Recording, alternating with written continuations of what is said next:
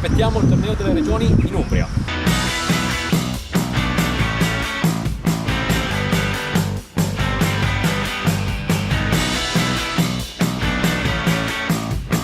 Ciao, un saluto al torneo delle regioni da Orvieto. Siamo la rappresentativa Campania Giornis, noi siamo arrivati ai quarti di finale.